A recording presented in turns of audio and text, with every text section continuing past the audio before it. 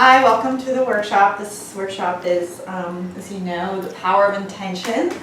So it was really sad a few weeks ago. Dyer passed away, had leukemia. He was 75, and he was a huge figure in the world of healing, manifesting, changing your thoughts.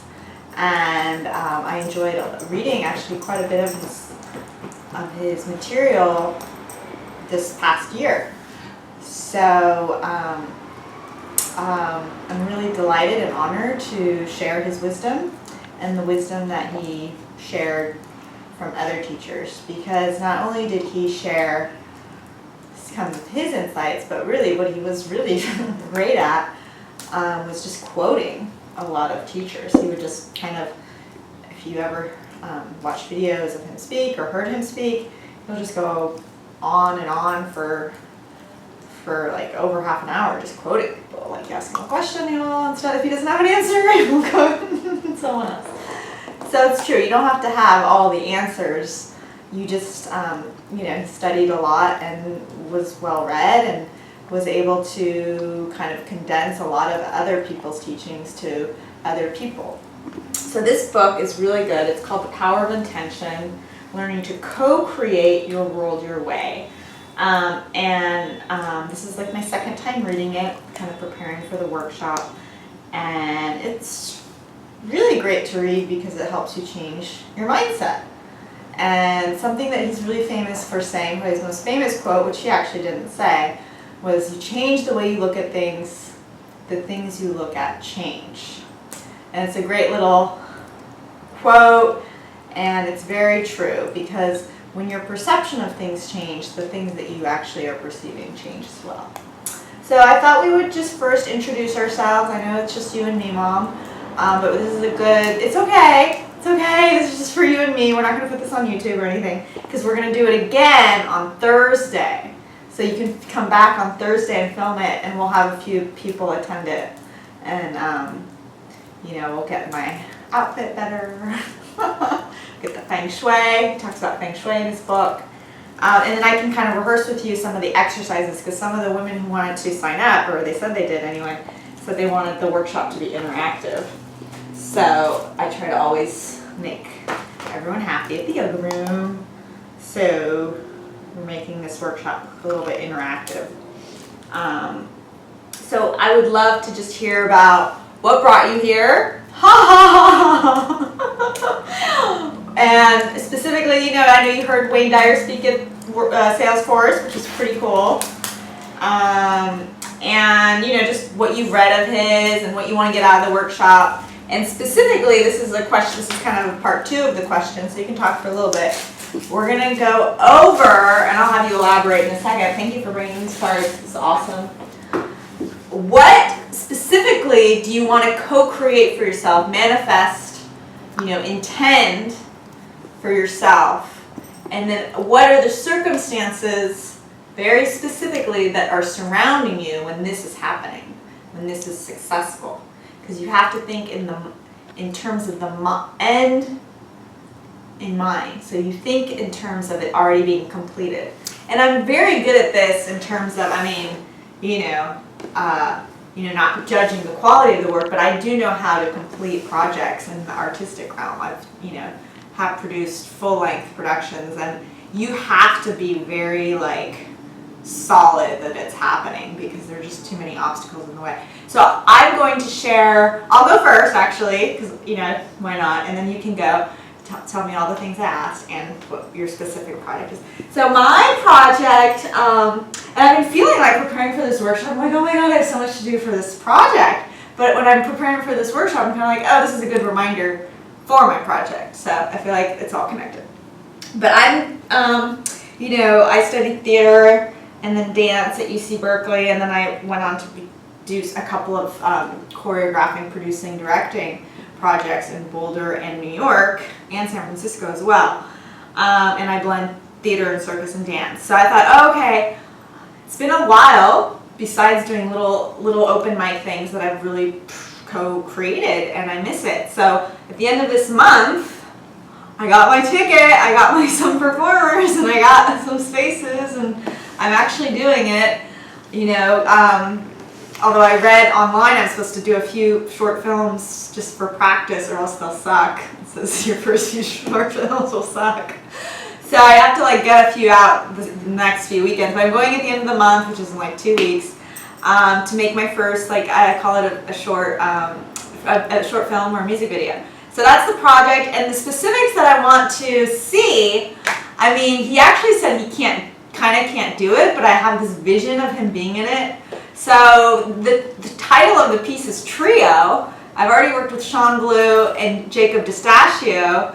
So it's supposed to be us three just in rehearsal and playing together and making new material and blending dance and juggling and fun and kind of just being silly and making new stuff. And then Sean's kind of like not really available, so he's kind of like, sorry, I have projects.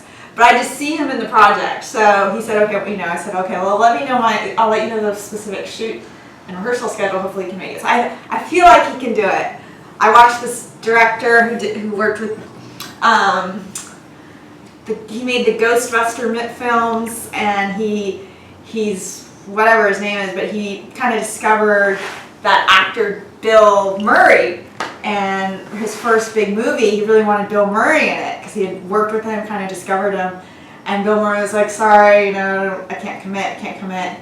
So he just still was like, I'm doing it, I'm producing it, I don't have a name, I don't have much going on, but I'm going to do it, and I hope he says yes. So he's like in New York or wherever he is, and Bill Murray, I guess, you know, he felt bad for him or whatever, he does it.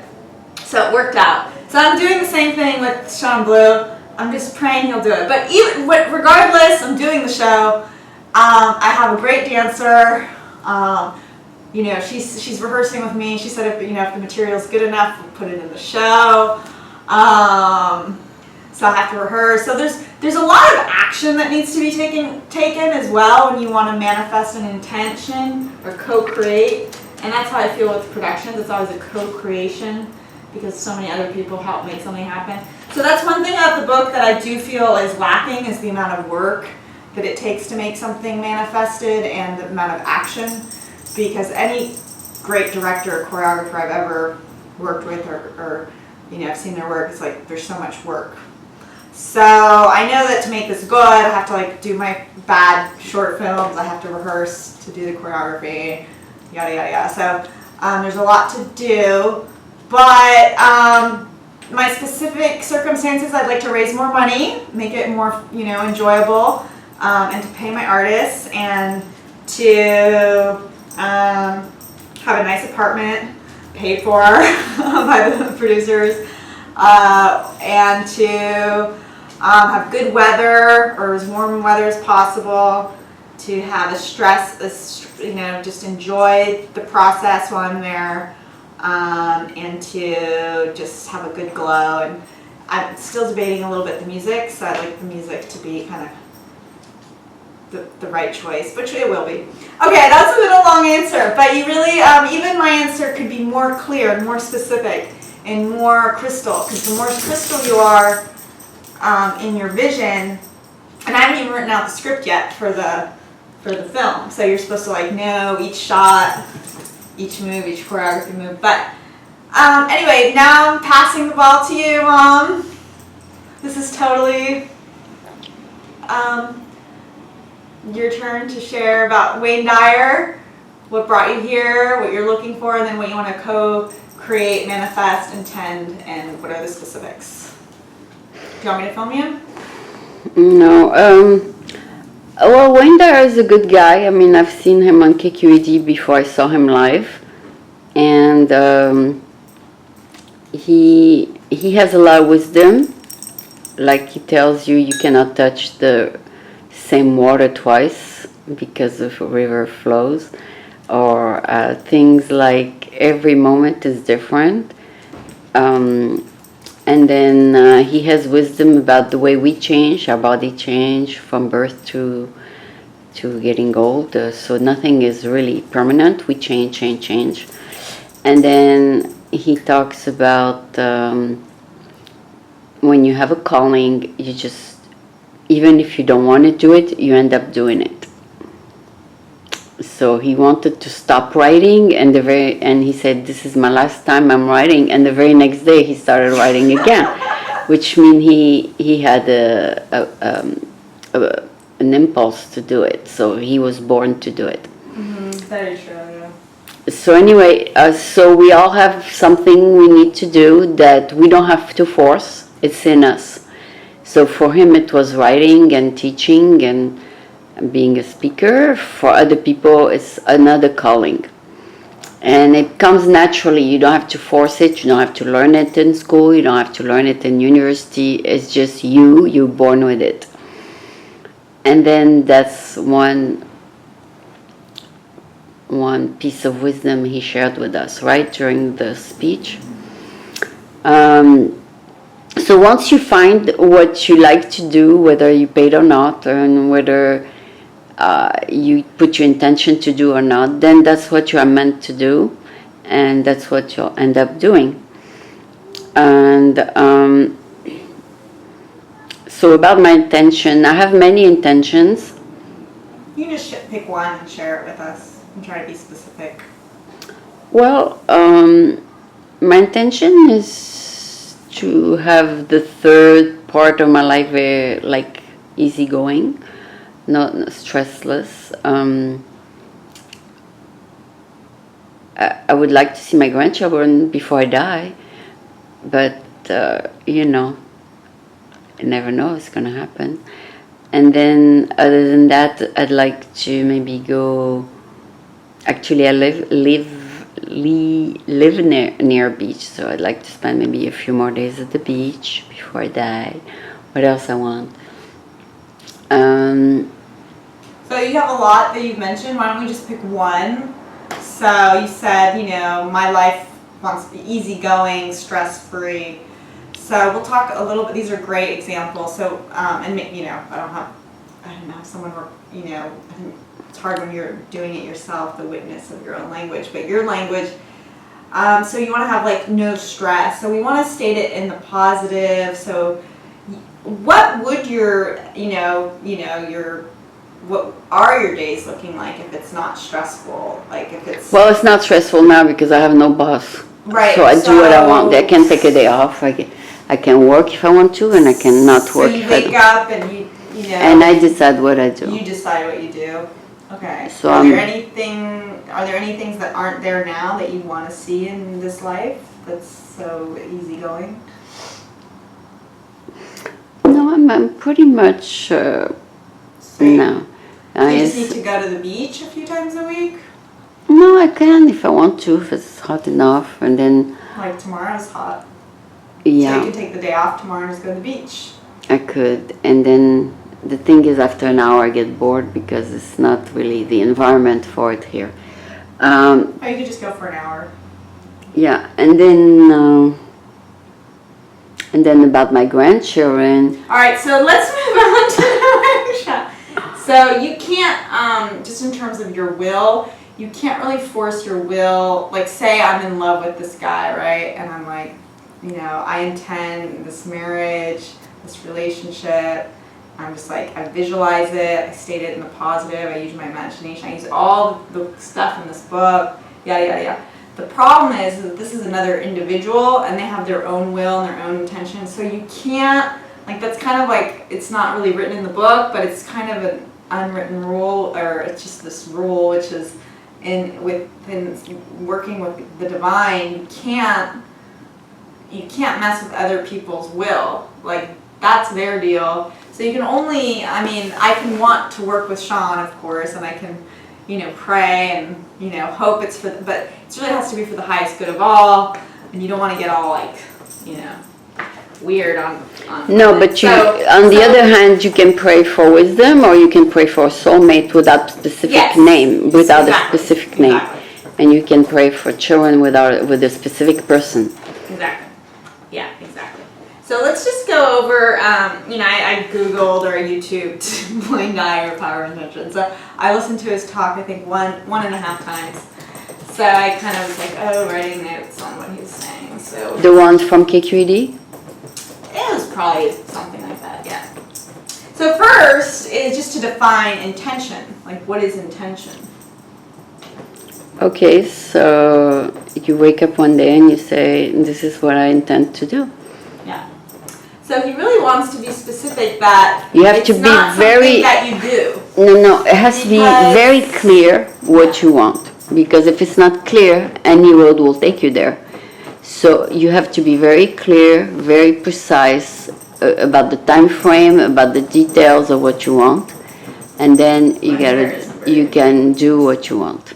All right, so it's not intention is not something that you do.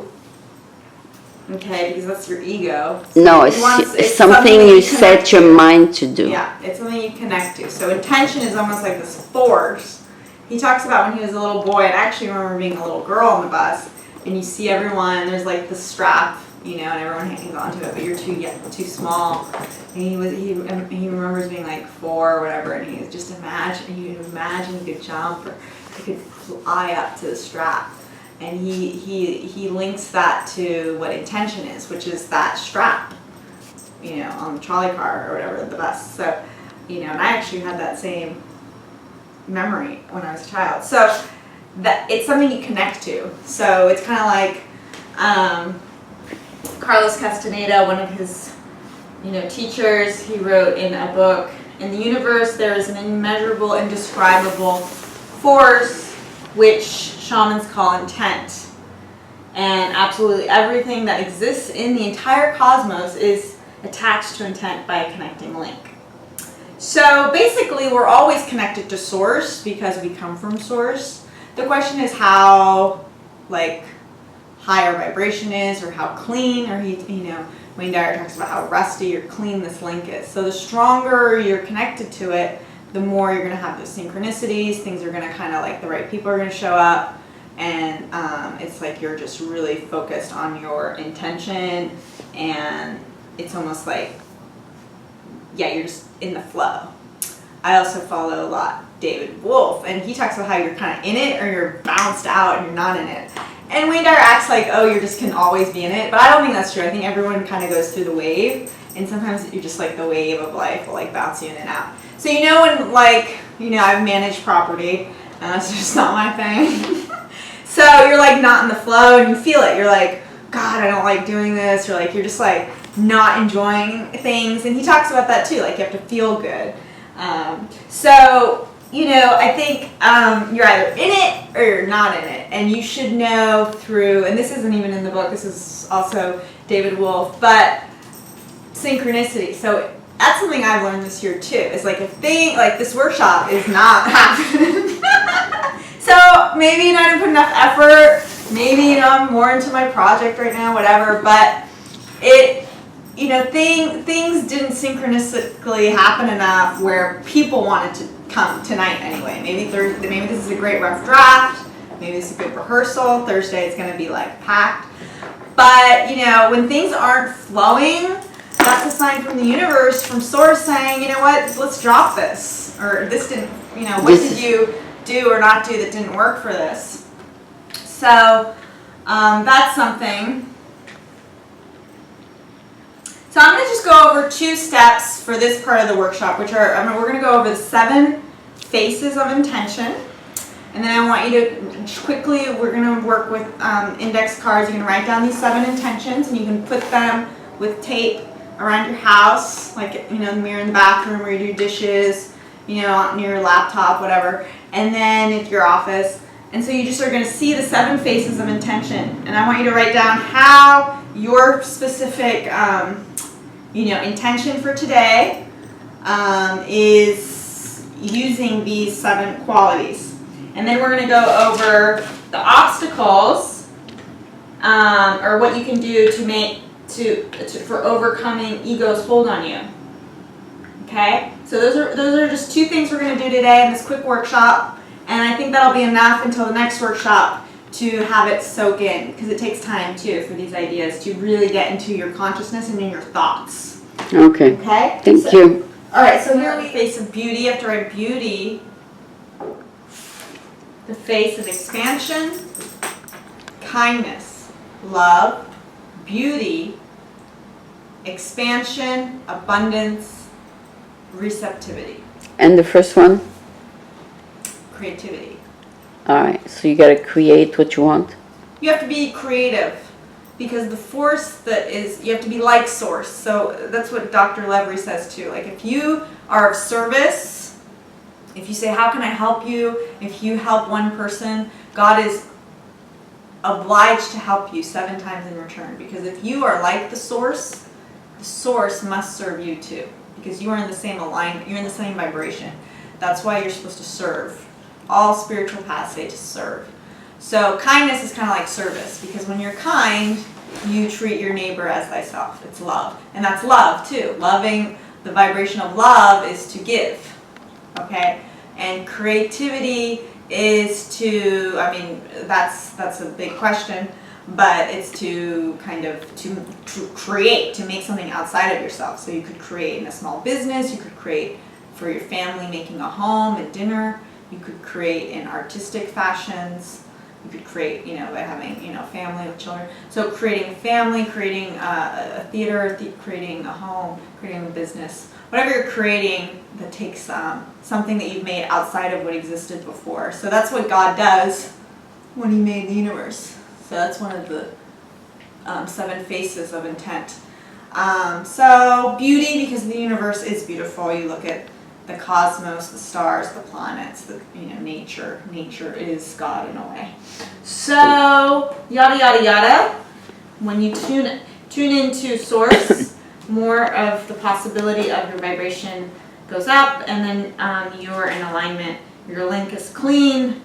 More can be synchronized and hopefully be co-created. And when challenges happen, which they will, and things don't go your way, which happens, you have to have that attitude of, this is okay, this was meant to be, I can still work around this.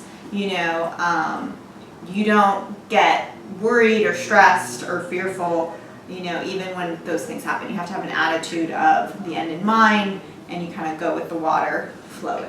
Okay, let's go over our ego, which we all have, and the obstacles that might happen, and how to still make this happen. So to make your thing happen, you have to be creative. And I could have you write down now, one just underneath each of the 7 faces on your card. How can you be more kind? How can you be more beautiful in your surroundings? How could you be more whatever? All of those things, expansive, abundant. Maybe in your mindset, you don't take enough lifts, Mom, and you think, oh, I have to take the bus. Like maybe you should try the abundance of, you can afford time. Your time is money, so a lift line is not that much. Expand. Hold on you. So number 1, stop being offended. So 2, let go of your need to win. So they always say, it doesn't matter who's right. Is it more important to get along or to be right? Like, it's more important in terms of relationship to not be right and just to... No, do you want to be happy or do you want to be right? Yeah, so let go of your need to win. Let go of your need to be right. Oh yeah, it's right after that, same thing. Those are kind of the same. Let go of your need to be superior. These are all the same. Let go of your need to have more. Let go of identifying yourself on the basis of your achievements. And last but not least, let go of your reputation. So I feel like, I don't need to have more. I don't think I identify myself on my achievements or my reputation, because nobody knows me. But I do sometimes think in terms of values or integrity or morals, and if someone doesn't match what my expectations, I'm like, I'm done with this person, or I'm like, I'm better, or I can't handle them, I need them out of my life. And I'm very too black and white. So I know I could work on just being chill, don't be offended, more accepting, less judgmental. People are flaky in this world. Not everyone is as amazing as me, and you just have to accept it. You can't, it just gets you upset. It doesn't help you in terms of feeling peaceful or helping you get what you want at all. So that's something I've learned. I'm just being completely those are some of my learning experiences along the way. So it's very true. You shouldn't try to be right or superior, or because maybe you're wrong too.